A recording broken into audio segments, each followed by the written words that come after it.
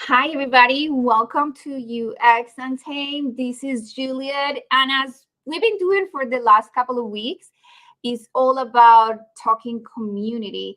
There is so many ways to build community. And I'm super excited about my guest for today because, as you know, I'm a UX designer and she empowers so many new designers coming into the field.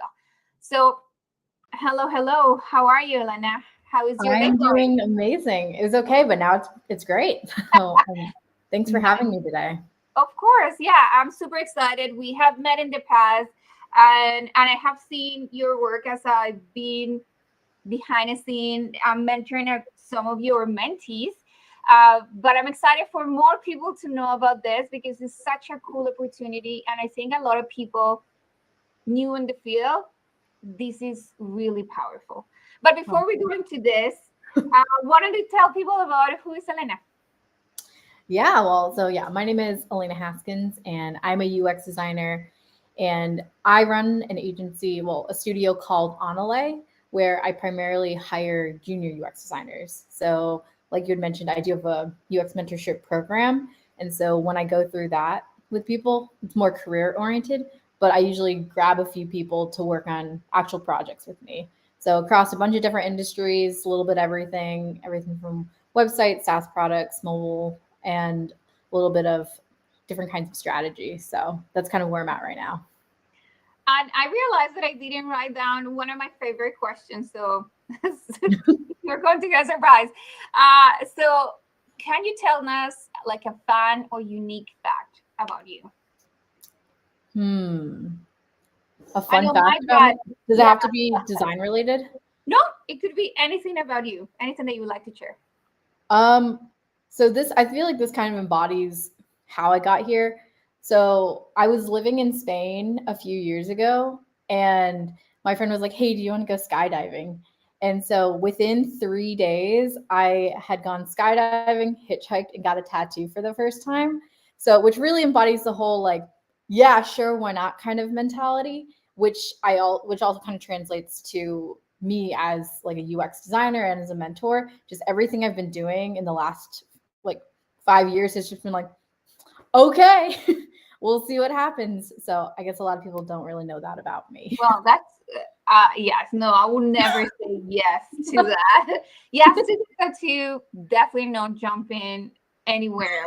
But yeah, that's super cool. Yeah, thank you for sharing. And I know that you are a career transitioner. So what did you do before coming into design? Yeah, so I used to be a visual designer at a private equity events company, which is a very, very specific type of company that helps the rich get richer. And I was, doing the whole corporate thing, making a lot of brochures and postcards about finance. And it just wasn't really as fulfilling as I would have liked. And I wasn't being able to be as creative. So I was just open. I wasn't necessarily trying to leave or anything, but the way they actually got into it is somebody had mentioned UX design. And, for people who aren't designers, when they hear the word design, they think it's all the same. They're like, oh, design. I'm like, no, I don't do that. No, I don't do that either. But they're like, oh, do you UX design? I'm like, what's that? What is that? And they're like, oh, I heard about this like UX class. And I was like, oh, okay, might as well check it out. So I went down and I did like a brief introduction to UX design, and all of a sudden, like all of these lights just going on. I was like, wait, this is a job? I could have been doing this?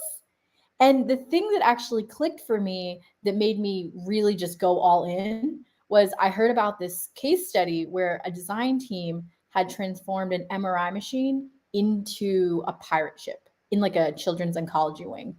And the piece of feedback that sticks with me even today is one of the kids asked their mom when they could come back. And I was just like, oh my gosh, you can utilize design to make something so scary, like going through cancer treatment, fun. And I've been doing that ever since. Like, put me in, coach. Like, I want to know what I can do to make people's lives easier, more fun, and just like less of a headache. So that was kind of a long answer for how I started, but that's also how I ended up here. Yeah, and I love it. And I love it because I mean, I feel like you started saying, "Oh, I was just making money for the richer," and then you got so excited being able to help and empower people that sometimes don't have a voice. Um, in your story, it sounds like easy. It's like, okay, I was doing this, then I like UX design, but we know that this is not like this. Yeah, that there is so much between learning, putting the skills into practice, and then landing the job. Yeah. How that ended up happening. So when I started doing this, I knew that there was going to have to be a lot of projects and a lot of work that I'd have to do before I even got what I wanted. So whenever someone asked me like, "Oh, should I switch into UX?" And I was like, "Yeah, absolutely." But like, you need to mentally prepare that this is going to take you like 6 months to a year to really get what you need. And so I was fortunate to get into UX before the big boom during the pandemic. So I actually did go to a boot camp. I went to Brain Station in like 2019. So it was like a little less of a hot topic. So my experience is different from other people's, but I think a lot of the tactics that I do still hold up. So after I finished, and I just did like a part-time one, I was still working and then I would go in the evenings. But I was like, I know that I'm gonna have to have a portfolio that is just like great. And there's so many, different conversations about like, oh, like what needs to be in it. But I'm like, the point is I need to have something in it that's beyond just my schoolwork. And so when I was working, like even during the weekends, in the mornings, I was looking for ways to just build, build, build. So I had created different opportunities, like kind of like internship things where actually not even internships, literal jobs. So like I had a friend who is like a business consultant and I was like, "Hey, do you have a website?" And she's like, "No." And I was like, "Okay, hey, let me do this for you. I'll go through the whole UX process." And the thing that I learned is most people do need that kind of thing. No one says they need a UX designer. No one knows what UX is. So one, you can use it to your advantage because you can come in, solve what they need, and also be like, "Hey, let me also do all these things that I kind of need for my portfolio." And then they're like, "Yeah, you do you. As long as I get what I need, great." And so I think I did like 4 projects like this where I just reached out to people and I was like, "Hey, I couldn't help but notice that you could use a website." And they were like, "Yeah." And, some of these were pro bono in the beginning, but it got everything that I needed. And because I was coming at it from that angle, I was able to get everything I wanted. I could make the project my own. I could have my own constraints, my own kind of timelines because everyone is like benefiting from it. So that is something that I try to recommend to a lot of people is like you don't have to even go on those sites that are looking for volunteers. You don't, if you aren't getting things but you still are looking for projects, make them. Everyone has a friend who probably needs a website. Maybe your grandma's trying to go into the business selling her baked goods. Mine did do that. I made her an Etsy. I didn't do the UX stuff, but you can always like what I did when I was trying to be a graphic designer. I just reached out to my local pizzeria and was like, "Hey, can I like make a logo, make social media stuff for you?" And they're like, "Yeah, sure." And I was like, "Can we have check-ins so we can have stakeholder management?" And they're like, "Yeah, sure." And I did that for my local library too. So, and they still use my stuff. It's like cringy because it's like several years old, but I got an email from them the other day. I'm like, "You still use my stuff?" So that I love it. It's such a powerful thing. Yes, I feel like it's like what is under your control. This is Mhm. exactly what is under your control, and of course, schools don't teach this. Schools don't say any of this. Yeah, Yeah. Another thing I want to know of like an example for those of you that are listening that are career transitioners and maybe you don't necessarily have the mental capacity to do all these like extra things. I totally get that. Look into what you're currently doing.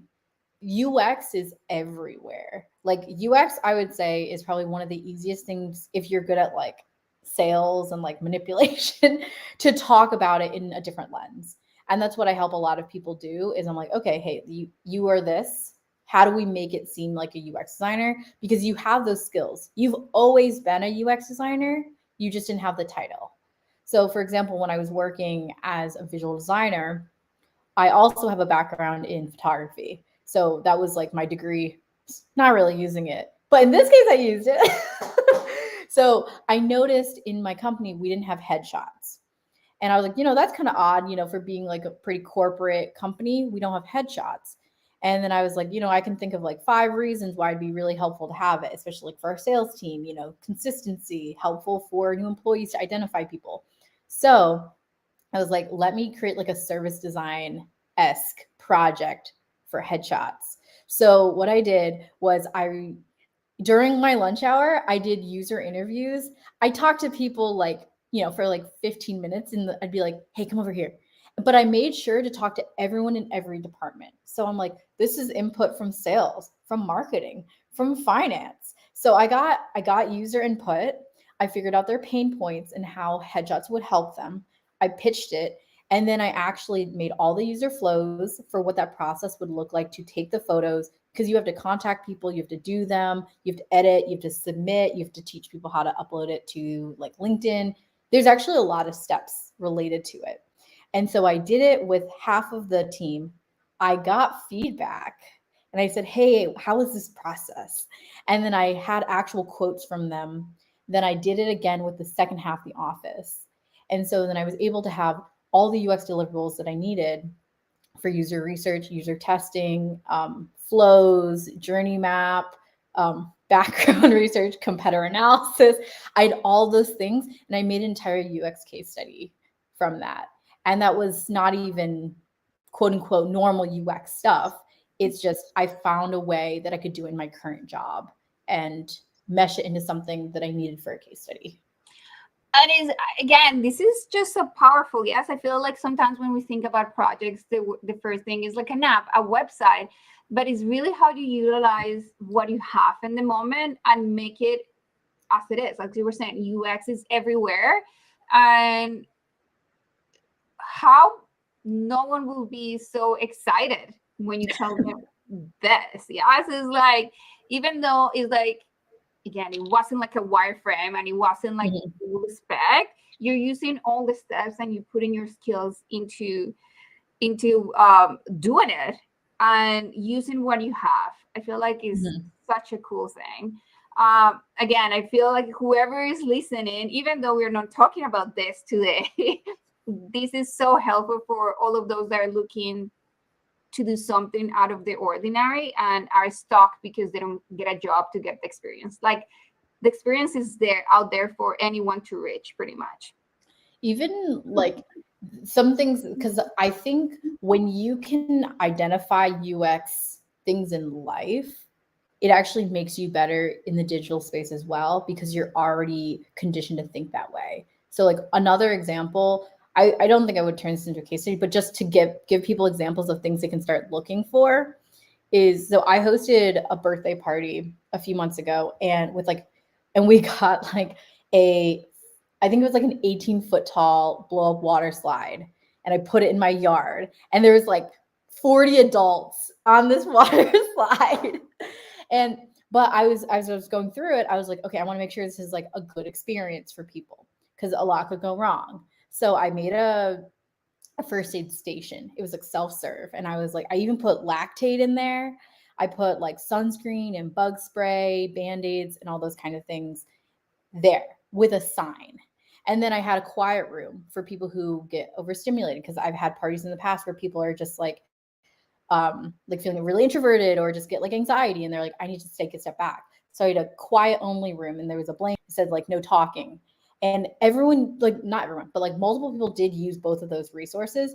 And it's because I had feedback from other events that I had where I'm like, this is what was missing. This is how I can make it better. So you could actually turn that into a case study if you really don't have anything and you host events, or, you're just in charge of something. Maybe you volunteer and you do like community management. Those are all things where you are taking information about what someone needs, thinking of a solution, and then executing. and then doing it again. And so that all can be an example of UX. I love it. And I feel like is one of those things that, I mean, how many, just thinking about the party, how many of us have planned a party and how many of us have like, oh, next time I should do this or change it. And we never put the two things together, or like, again, it's skills that we already have, that we're good at it, and they have exist all the time with us, but then we don't realize because they've been always with us. But when we start thinking, it's like, oh, I have done this before. I have done everything that Elena just said to me, but I have never put it in the context of how this will be powerful for today. This is so cool. Oh, I feel like we should have a talk about this. I know, sorry, I kind of like deviated, but I just like feel so passionate about it. And also, last thing about that is like, when you start pulling from things you already know, it helps so much because a lot of people struggle with imposter syndrome. And if you can prove to yourself like, hey, I'm actually not an imposter, I've been doing this for several years, then it's like easier. Like you could even see like when I was talking about this, I was like, oh, I'm so excited, versus like I've done things where I've done like, you know, more digital traditional UX, and it's like, hey, I made this portal for like an insurance company, and it's like, it's harder for me to feel like, oh, wow, guess what? Like I can, you know, I can talk about that too, but I feel like people are going to feel so much more connected to me, and they're going to feel my passion as a UX person when I'm talking about something I actually care about. And I feel like that's one of the things that it will impact anyone. And I feel like, again, if, with those two examples, if someone was listening about how you did those case studies, again, the photography one, you were so happy about it, yes? And if you go to any company and you show that excitement and how you resolve things and how you got out of the blue, people is like, yes, like whatever problem that we put here or give it to Elena, they're going to have fun and going to be like innovative about this. That's what I wanted to say. Thank you so much. Again, this is so powerful. Yeah, I will definitely take you over. Like, we will have a conversation about this because I love this. Okay, but now let's start talking about building community, because again, we come from a space that a lot of people is changing careers, a lot of people is going for boot camps or learning by themselves or finishing school, and they go into a hardcore space to find a job. What inspired you to build community around UX design? I think for me, the first thing was I wouldn't be here without lots and lots of other people. So it just feels very much, you know, pay it forward. Like people were helpful to me. I have this information, I have this experience, and like I have the avenue to share it. So I might as well do that.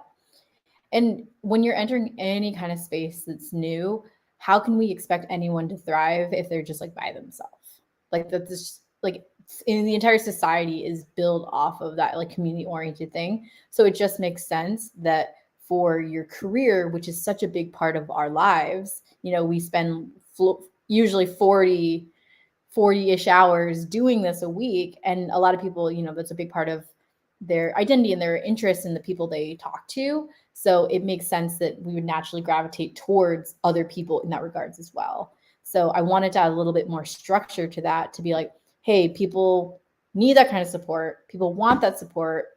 How can we optimize it to make sure that everyone is getting what they need from it?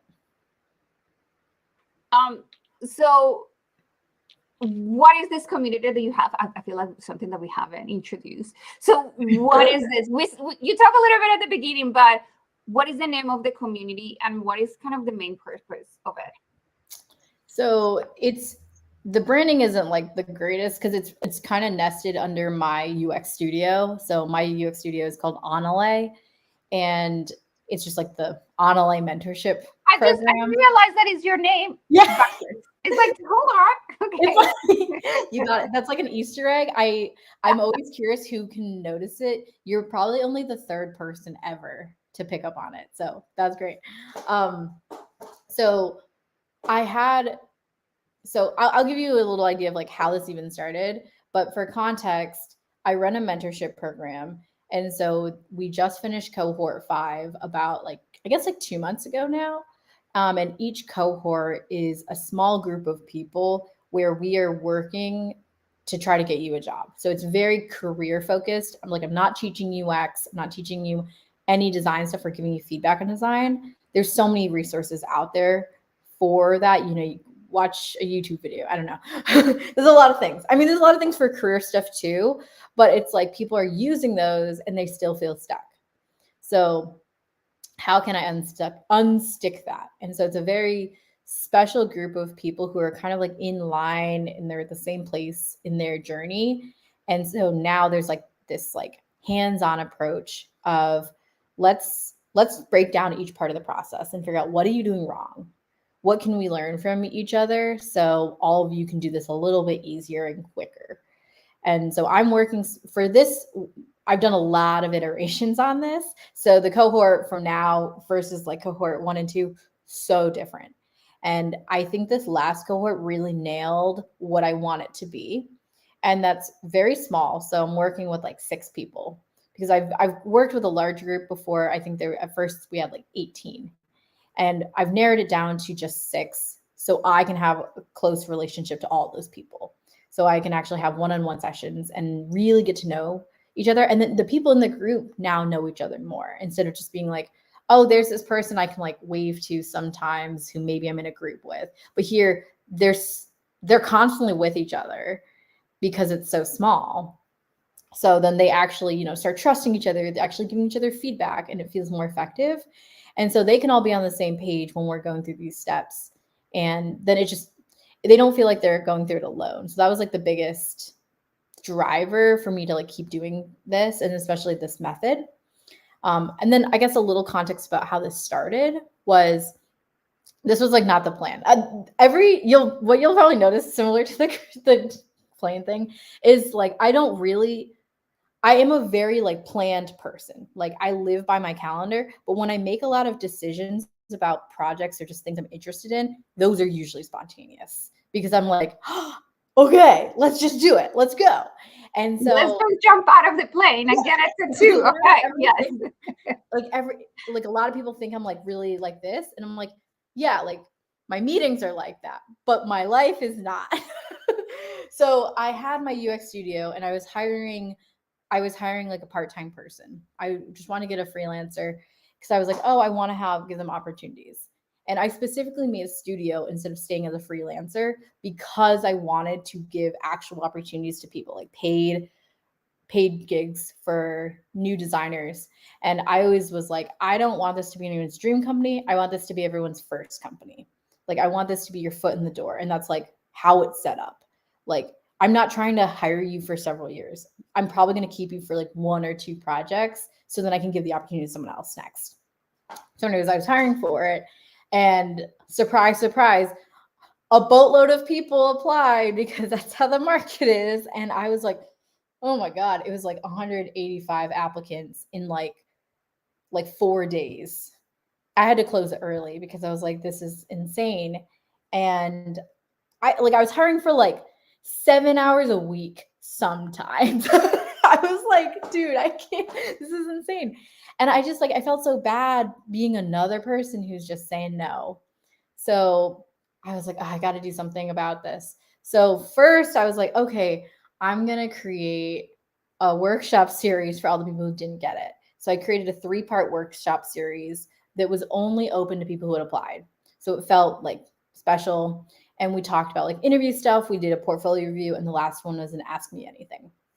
So there was that. And then maybe those also personal branding. So that's kind of like my sweet spot. But anyways, and so I kept narrowing it down and I had 10 people that I was going to interview. And I was like, this is like a reality show. Yeah, I was like, oh my goodness. I was like, there's still a lot of people. Oh no. Yeah. And they were so good. Like I was like, I don't know how to pick. It was honestly very close to me putting names in a hat. Like it was getting, because honestly, when it comes to like more junior folks, their skills are relatively the same. Like, okay, this one Spotify remake, is it really that much better than this Spotify remake? Like, we're really just kind of going for personality at that time. Like, once you prove yourself, it's like, okay, now you just have to be kind of a cool, helpful person. And so I narrowed it down to 10. And then I was like, I still have to like say no to all these people. And I just met them and I like them. So I was like, what if I create a program just for them, where it's specifically for people who are already very competitive candidates, but just can't make the mark. So they've already done the networking, watched YouTube videos, done volunteer projects, led things, they've done it all, and they just quite have not gotten it. And there's not really a thing necessarily that feels like it's for those types of people, because everyone's like, oh, just like watch more YouTube videos. It's like, they're like, I've seen all the YouTube videos. And it's like, oh, just like read this Medium article. And they're like, I have. And so they're like, what do I do next? And I totally get that. You did it, you exhausted your resources, and it's not for lack of trying. So I wanted to create that, what was missing there. And then I just haven't stopped. And now we're doing it still. Wow. Okay. So, but what happened? So you have the first cohort was this 10 people or 9 people who didn't make it, or from the 10 people that it went in, then you chose that someone to work with you. I chose someone. I did them at the same times because I still needed to hire someone. So I chose one person, and like she just did the normal job. And I actually had another person. His name is Peter, and I was so blown away with him. I actually created something for him. I was like, I got to get this guy on my roster somehow. So I just created a project that I was like, please take my money. I just need to get on your list. And he's actually still been with me. He's been my TA for all of the cohorts. And so we've actually worked together. Like I helped him get one of his first jobs. Well, I guess the job he has right now. And like, we've been colleagues because I've also worked at that agency. So Peter's been there for the whole thing, but everyone else, we're still, people are kind of like in and out, with the community part of it. But the biggest part is like when we're all just like focusing on that one thing together. And what do you think that has been? I know that you've been saying that it's been so different from cohort 1 to the cohort that you are right now. Mm-hmm. What is maybe the big difference? What are the things that you have learned? Yeah. The biggest is the number of people. So like it started out with I think 9 people. And then I was like, oh, let's do more, because I want to help more people. And I have this, like, I'm like, why wouldn't I help more people? But it was one of those, by helping more, I was helping less, because the quality just deteriorated because it was too much. Like my bandwidth was really pushing the limits. I just like couldn't keep up. I wasn't able to even give feedback at all because 20 people is a lot. It's like Peter was helping me, but still I was at that point running a school. So what it is, it's like an 8-week program. And we're not just hanging out. Like I created a curriculum to the minute of exactly interactive activities, breakout rooms, individual things. Here are questions. Here's your homework. There's homework every week. There's accountability. There's rules. There's like structure. Now we have the TAs. Like there's a whole onboarding guide. I created a portal in Notion. So now everyone has their own portal. So it's a whole operation, and it's a school. So I don't like calling it a school, but like it's a school. So it just got out of hand. So it's one of those, if you want to make impact, know what your limits are. And if you can't help everyone, that's just how that works. We can never help everyone always. And so it's better to just like chill, help the people who are in front of you. If that means cutting down on people and you have to say no to some people, sometimes you have to do that. And like, sending the no emails are like, it pains me so much, especially if it's someone who like I interviewed. I'm like, I genuinely would love to have you. Like I don't have the bandwidth. And it's like it just feels horrible because they didn't do anything. They were just number 7 and we needed 6. Oh, totally get it. But talking about how, not maybe know how do you choose the people, but I think for you making this is giving the opportunity for those that are so hard to get. They are so close, yes. And because we're trying to make tech this space where everybody could be part. and talking more about like DEI, so diversity, inclusion, and diversity. Did I say it twice? Equity. I always forget equity. I know. I always forget equity, but are essential components of thriving a community. How do you ensure that your mentorship program and community initiatives are inclusive and welcome to individuals with different and diverse backgrounds? So I think the biggest thing is just putting it in places where those people are. So a lot of people are like, oh, companies are like, well, we posted, we just like didn't get any applicants that fit that. And I'm like, well, where did you post it? And they're like, oh, well, we just posted it on Indeed. It's like, okay, I mean, it can be there, but you're not gonna get all these places if you're not, going those places. So I'll be posting in a lot of different, like, I think where the Black designers, and I'll send it to people who I know have different affinities and like identities. So I think this past group, we actually had like half in the LGBTQ community. And it's like not like a quota or anything, but I just thought it was really interesting. I was like, oh my gosh, it's actually like a lot of people. I do want to make sure that there is some kind of diverse, like when I'm picking through, I'm not just gonna be like, oh shoot, we just have all like white dudes. Although that doesn't actually happen, they're usually the minority, which is kind of funny. This is the one place where they seem to be the minority. But like when we're looking through, I'll just be like, hey, because people will help me look through the applicants, like Peter and then the other TAs, and I'll be like, hey, we just need to make sure that we're not just being only one of one kind. That's all I'm saying. Like we don't have like a set list, but it's like, let's just be cognizant. Like we'll do the blind thing. We won't look at the names, but then we start with just looking at the responses. And then we're like, hey, like, let's just make sure that there's a little bit of other people in here. I do ask people questions. It's completely optional, not like it doesn't influence my decisions, but like just so we have some kind of metrics. So I'll be like, hey, like, are you neurodivergent? Do you identify within the LGBT community? Like, do you, are you a veteran? That sometimes people identify that way. Are you a child of an immigrant? Are you an immigrant? So, and we always have like, yes, like it's always been pretty well organized. And I think that's because I've taken the time in the beginning to put it in places where people could access.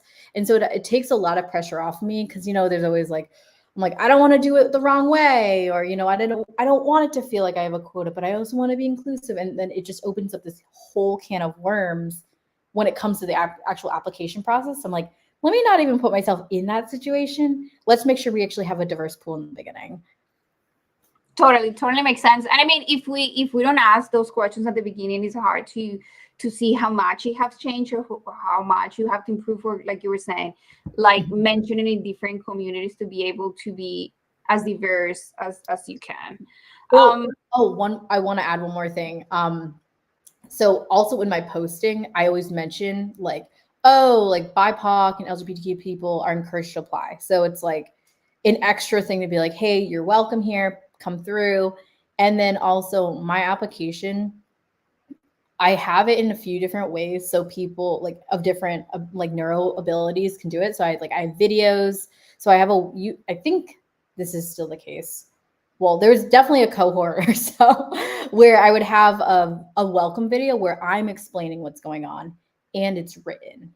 And so that's also just how I communicate with people in general. I always like to have like two versions. So I'm like, if you're not someone who can take information audio very well, then read it. So I always like to make sure that that's taken into consideration, which I think is also makes it easier for people to feel welcome. Love it. Yeah, thank you. That's a great, again, for whoever is creating a community and is thinking, what do I need to do? I think those are really good points. Okay. So I know that you help us or told us a little bit about the program, but could you walk us through the key components of your mentorship program, and what are the expectations from both mentors and mentees? And I know that we haven't, I've been wanting to ask you about the TAs, like where these TAs are coming from. The TAs are former people who went through the program. So some of them are still looking for jobs and some of them have gotten a job. And like, I was going kind of back and forth on that, but I pulled I pulled the community, and people were like, we don't care if they have a job or not. If they want to help, let them help. Because I was like, people might want to only listen to people who have a job, and other people, and it was like astounding. Like 95% of the people I put on LinkedIn, and I put it in my Slack group for all the alumni, and everyone was like, no, we don't really care. We can talk to people all the time on like ADP list, but it is really cool to, work with people who went through the program, who want to be here, who are willing to show up. So that's where the TAs are coming from, and very grateful for them. And this is actually the first time I've had like an actual like TA program. Like Peter's been like an ad hoc TA, but he really is such a big part of the program. Like he's helped me curate everything, but this is more of like a TA role, like what you think of in like a college, where they have their office hours and they are reviewing people's homework, but they're not doing as much with the whole process because we already have that. So I keep wanting to refine that. So next cohort's TA program is going to look much different. Like I definitely want to have more hands-on training for them, because I kind of like threw them in. I was like, we're going to pilot the TA program. And they're like, okay. Okay, so expectations. So first, I'm going to go with the expectations about me, because I think that is a really important question. Because everyone's always like, oh, you have to, be all this way if you want to have a mentor. But it's like, there's a level of accountability for being a mentor too, which like I've also learned, which is why I've seen myself be a great mentor and I've seen myself be a bad mentor. And a lot of the bad is when I just take on too much and I'm not present, which is why I cut things down.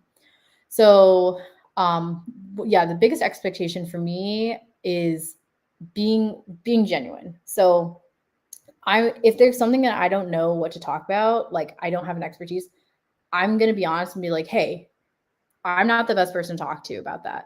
And I've actually shifted my perspective about that a lot lately. So there's a lot of areas that I don't talk about anymore.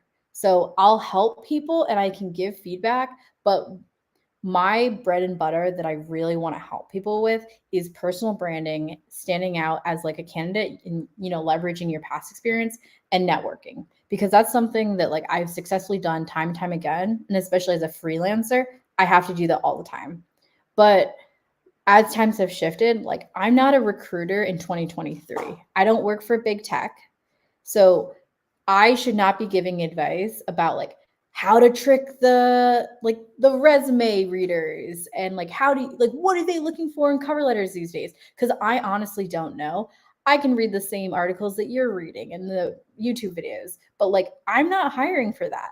So part of me is like staying in my lane, and I tell my mentees all the time, like fact check your people, because a lot of UX mentors and influencers were going under fire lately for giving like bad advice. From recruiters were like, why are you telling people that?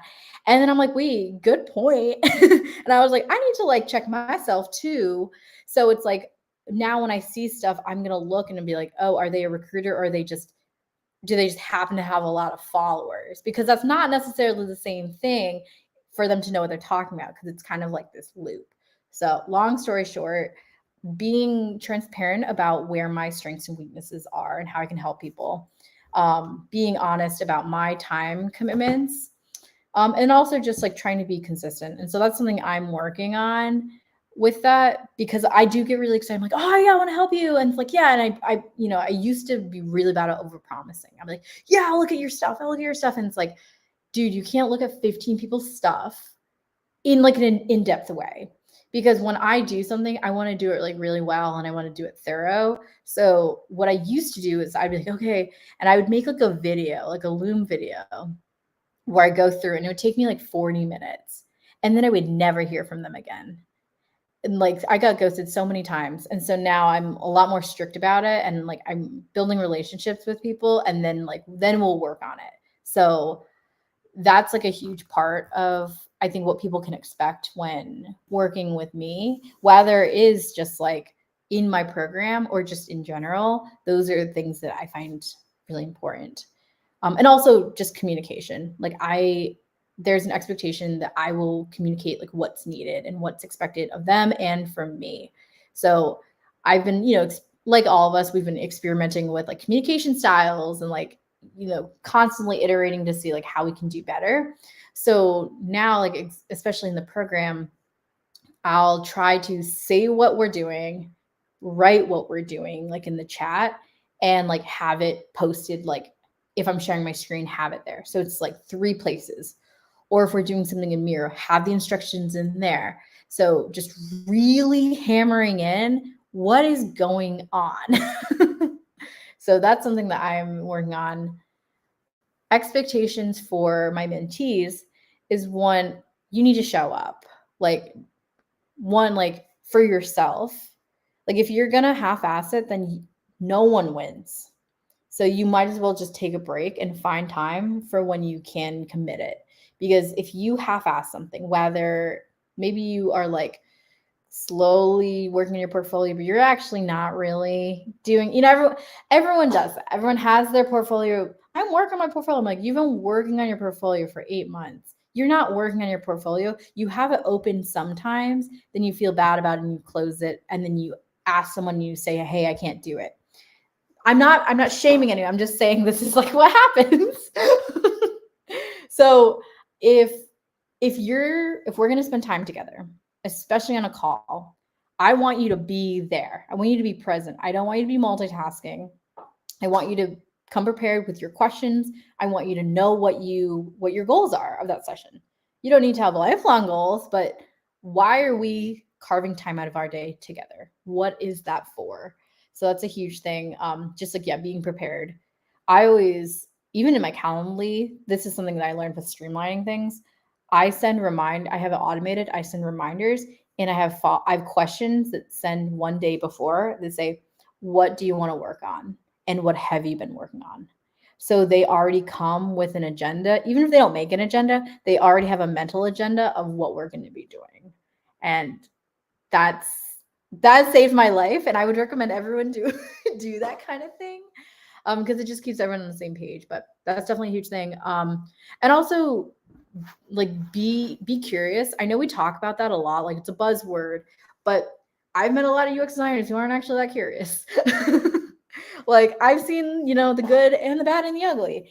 And some people, they take things so much as face value that I'm like, is this the space that you really want to be in? Are you here because it's like big tech and it sounds cool and you can work from home and make money? Like a lot of people, they're like, yeah, I'm so curious. Like I want to problem solve. And then, the basic things, they just like really don't care. Or it just doesn't cross their mind to even wonder why it's like that. So constantly just like ask why, or if something doesn't make sense, just be like, what's going on? Like clarify. Like you're not going to look stupid. You'll probably look smarter asking those kind of things. And so I would definitely expect that from anyone that I'm working with.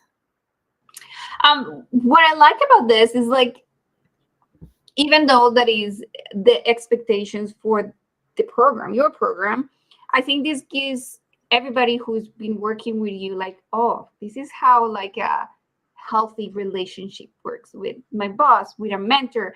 And I feel bringing it to at work and start thinking is like, oh, it's not happening the same. Why not? Like, why not like have all these things ready for me? Having in a space where I can open and say what I need and what I don't need and what is not working. I think that gives just a healthy space for people to learn the right way to do things and how to communicate. So I love it. Yes. Yeah. And it also just makes you a better UX designer. Yeah. Like everything, all these things that I have people do aren't just like, the pony game. Like it's like, hey, we're building these skills so you're also a better UX practitioner. So I'm like, Yes. hey, get better at questions, get comfortable asking those kind of questions. So when it's time, you're not like, oh, I have to learn this new skill. It's like, no, I've been doing this thing for a long time, and now it comes natural to me, and I'm already like ahead of the curve. And well, I love the part too about like, a lot of people come to tech is like, okay, it seems cool. It seems like you make a lot of money. Yeah. It seems like you just, I don't know, you just show up to work and do some wireframes and then you're good to go home. Yeah. But then when you see all the expectations and all the things that you have to do, is it's important for someone to say maybe this is not the right space for you. And I mean, and that's okay. Yes, it's one of those things that is good to have a welcome call, or like, okay, what do I need to do to get there? So Yeah. yeah. Mhm. Yeah, absolutely. Yes. Okay. Um, okay. What are some of common challenges that new people coming into tech are facing, and how does your community address those challenges? So I think the biggest thing is people just don't know how to stand out. Like that's why I've started like really honing in and making that more of my specialty, because one, I love it because I just think it's so much fun to help people realize that they have more to offer.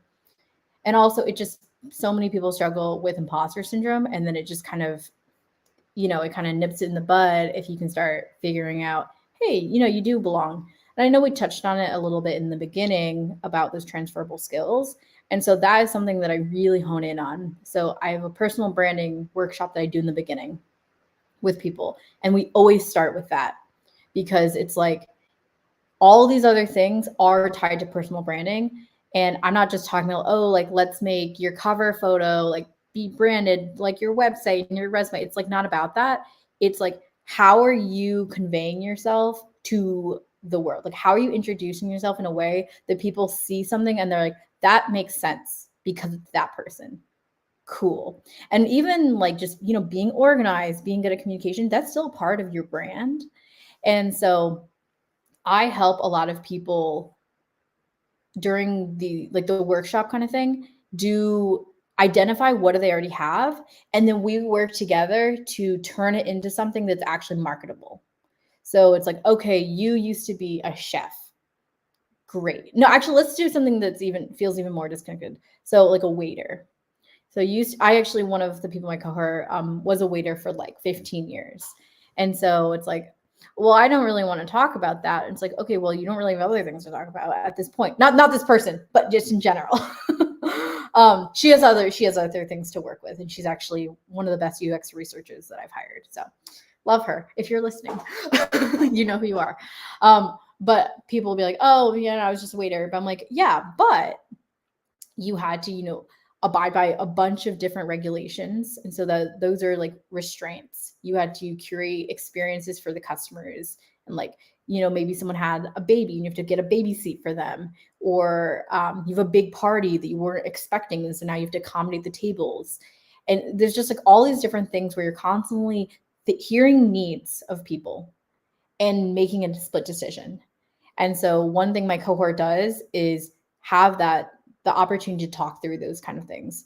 So I am quick promo, but just because it ties, I am working on a tool right now. So since obviously, only 6 people can do the cohort, I still want to help a lot of career transitioners. So there's like a 2-part thing where I'm creating a course where I'm actually doing the entire workshop with anyone, because it's a course.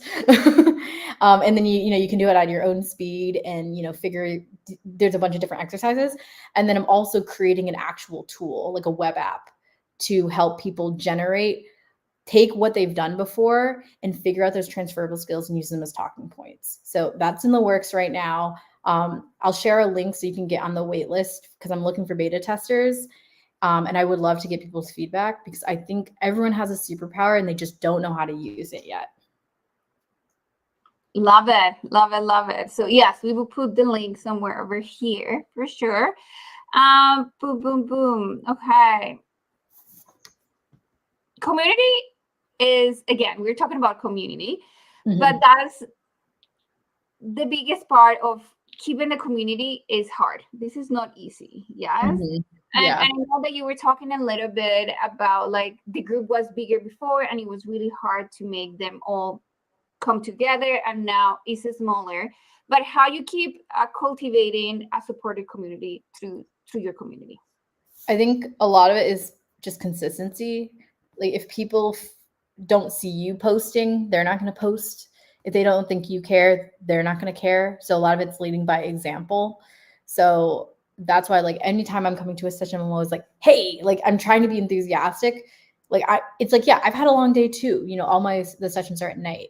And it's like, I could be really tired, but it's like, if I show up and I'm like, I don't really want to be here, then they're like, well, I don't really want to be here either. So I'm always trying to find the opportunity of being like, hey, okay, you know what? This is really special what we have.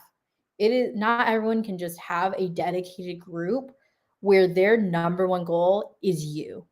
Like focusing on what are your problems you're having this week? How can you figure it out? Like it's very tailored. And so I really want people to understand like when we're in it, like this doesn't happen every day.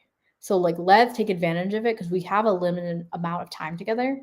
So that's also why I do a lot of planning with what we're doing. I don't want us to show up and just be kind of like, you know, hanging out, being like, what's next? I want them to know that I care about their success and what we're doing. So I'm going to come prepared and I expect that from you.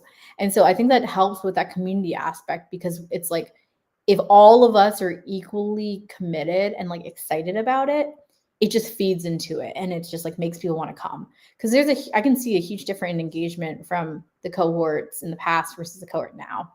And so it's it's like creeping up, like more and more people are getting close together, but it's going to take time because I didn't do it very well in the past. And so now I am like seeing how it's actually affecting people. But now it's like it was like so awesome. This was like the best moment. Peter went to California like on vacation and he sent me a picture with 3 of the mentees. Like they all went to lunch together. And I was like, oh my God, that like having people meet up in real life is like goals because everything's virtual. Like all my mentees are all across the country. We even had a few people previously in other countries. And that was awesome to have people actually hanging out, wanting to engage with each other. And without that, it wouldn't be as good as is now because he was able to meet with them in person. He got real life feedback.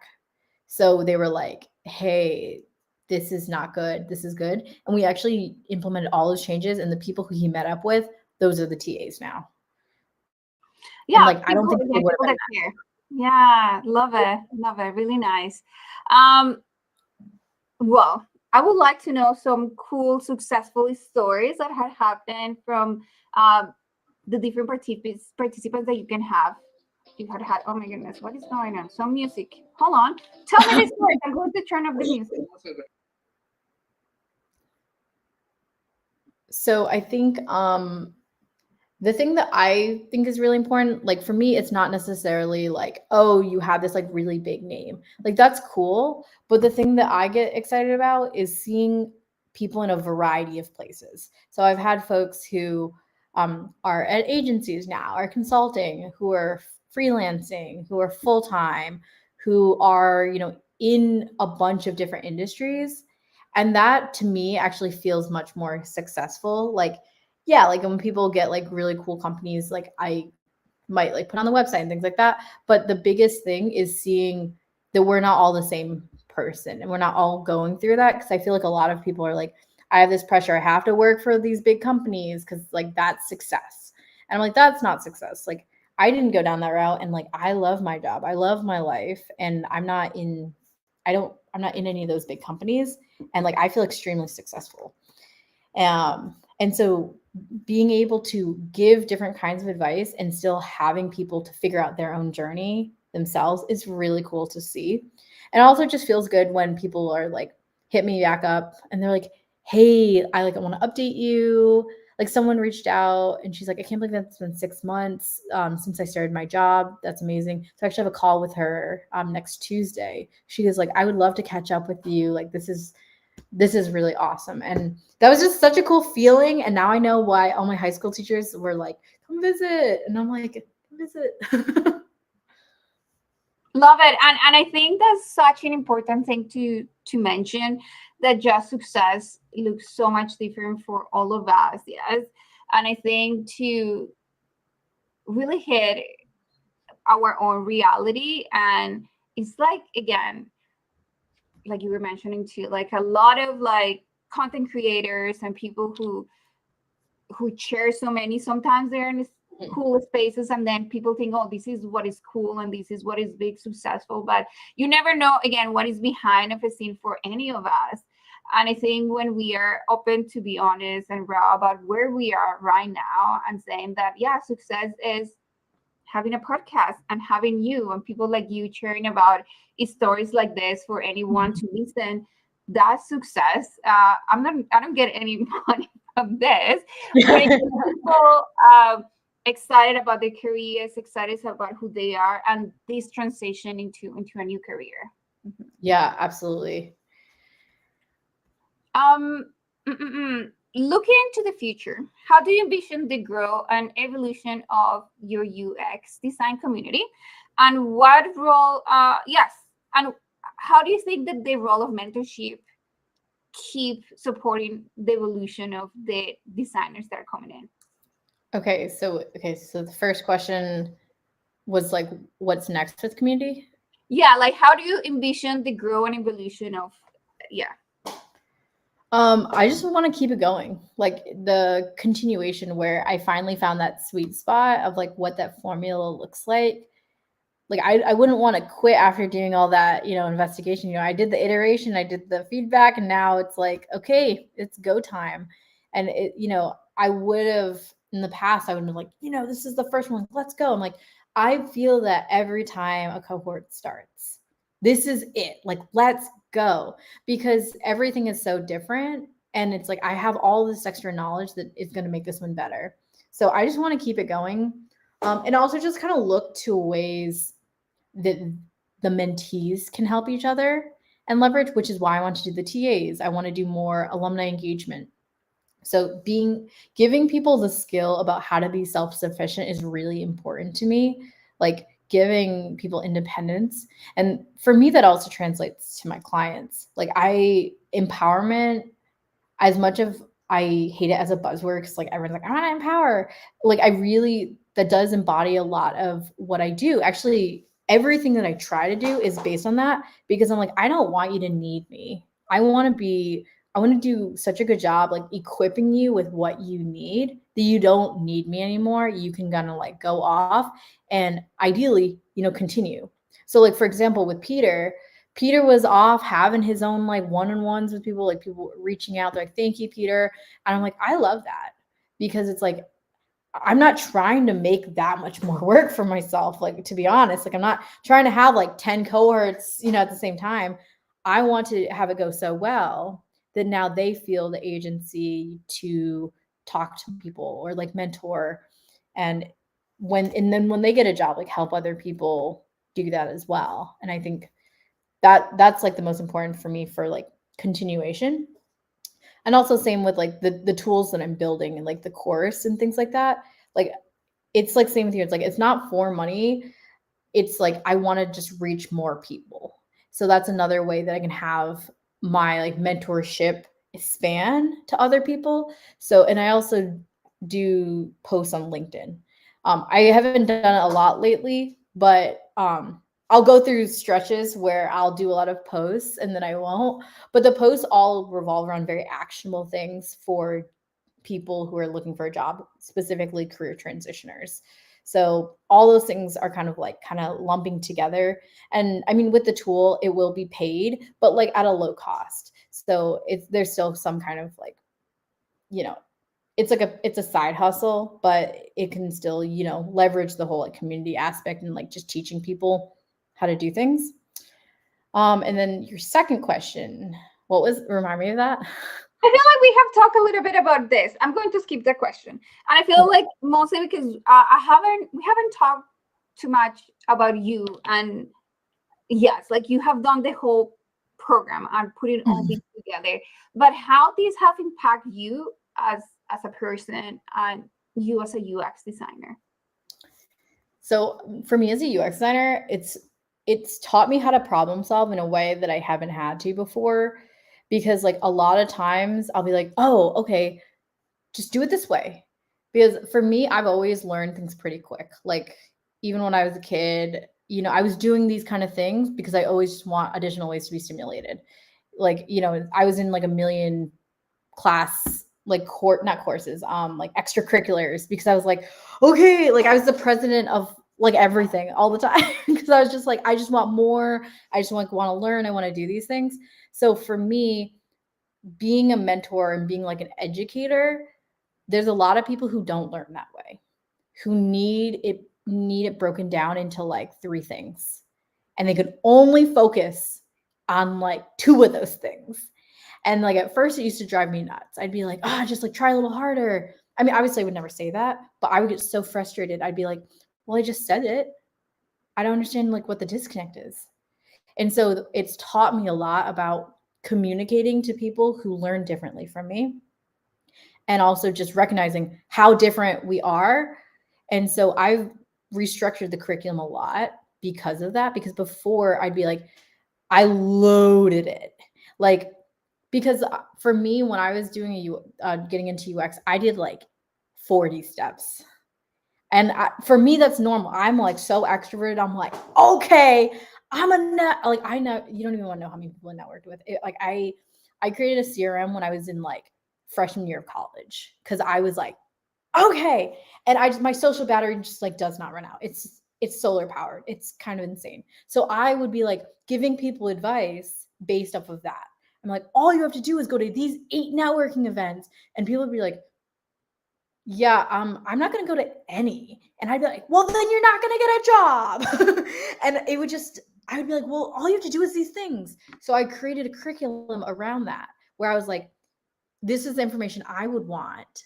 I would want to know every little tip. I want it to be exhaustive. So I packed it in so much, and people fell behind.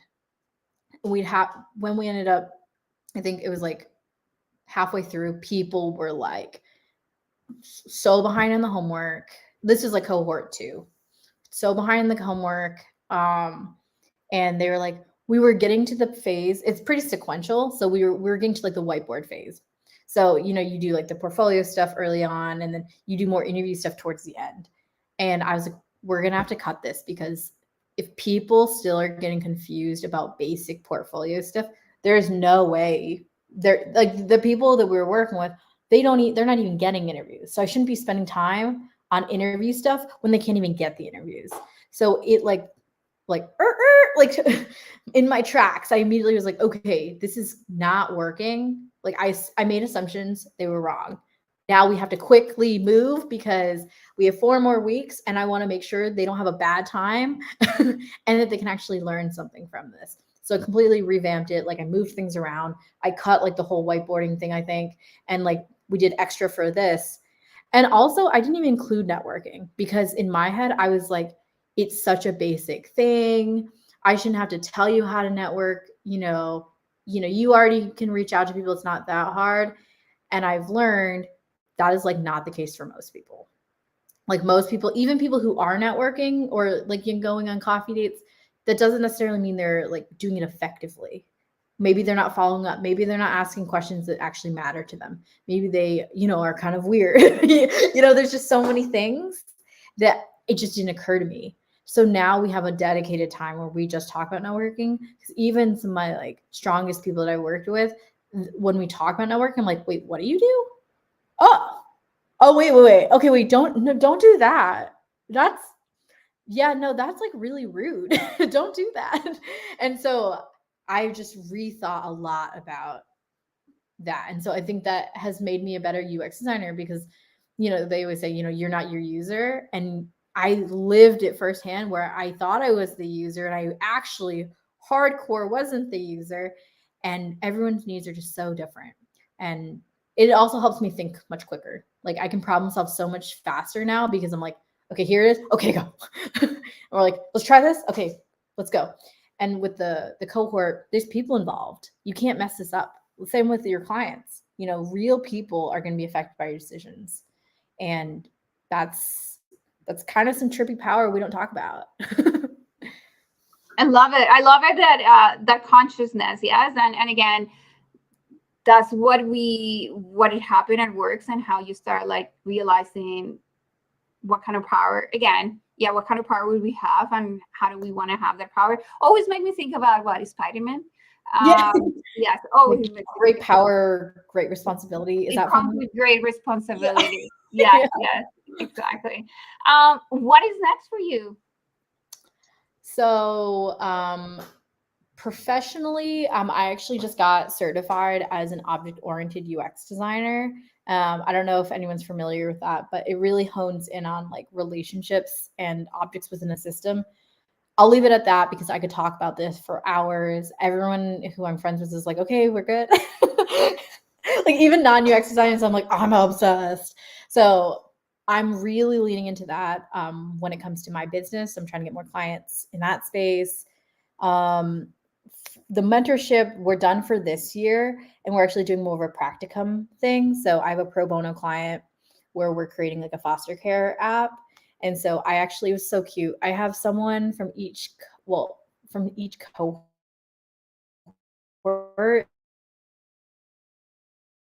coming. So that's kind of taking the place of the cohort for the fall. And then, so if anyone is interested, there is a wait list for the cohort, so I can let you know when the applications go out. So I will send that link as well. So that will probably be next like February. I know it's like I we probably won't be having this conversation because I am very confident that all of you will have UX jobs by then. But if not, you can still follow me on LinkedIn, and I have a lot of different posts.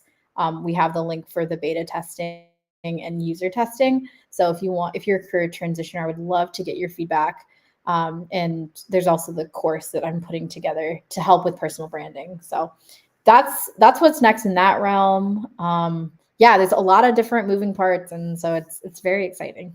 It's very exciting, and I feel like these are some of the questions that we were having. Is like, when is the next cohort coming up? You just say that. How do people join the Slack community? Is just for people on the cohort? Yeah, so right now it is just for the people who went through the program, but there are a lot of great Slack groups out there that I would recommend. Um, Mostly because to create the tight knit community for this specific thing, it makes it really special for the people who are part of it to have it just be that. And also, I'm not trying to reinvent the wheel since there are a lot of great Slack groups like Hexagon UX is a great one.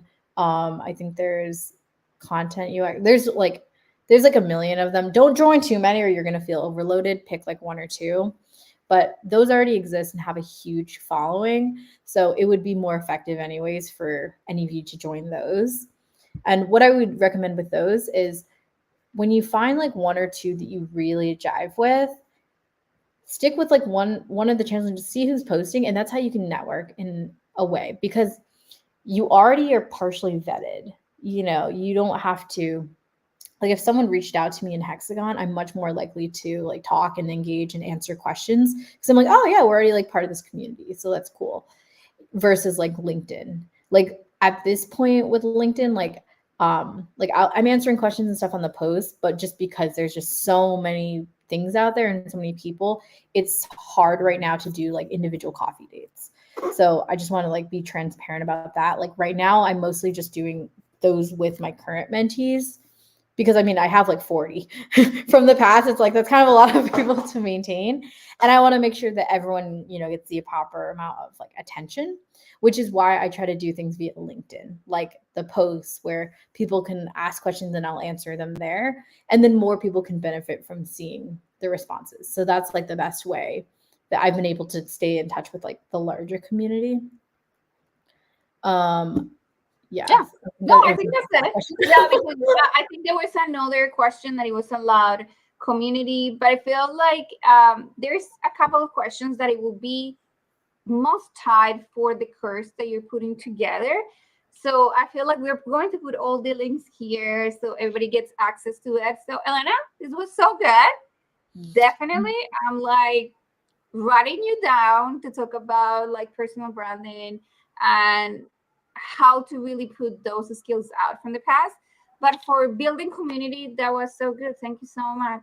Yeah, and and I mean, now we're a part of the community, like Yeah. together. And so I really appreciate this opportunity and just the space that you're creating for everybody. Like, this is amazing. And I love seeing these kind of mediums, especially for people who are trying to get into UX, because it's just, it just makes it feel very welcoming. Like a very cold space starts to feel more friendly because it's like, you're not doing this alone.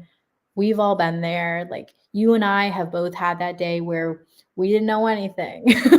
There was a day where we had never heard of UX design. So every the last thing I say to my mentees when they feel bad about, like, being junior or just not having stuff, I'm like, well, they just have, like, it's just a time thing. They just happen to have heard about it at a different date.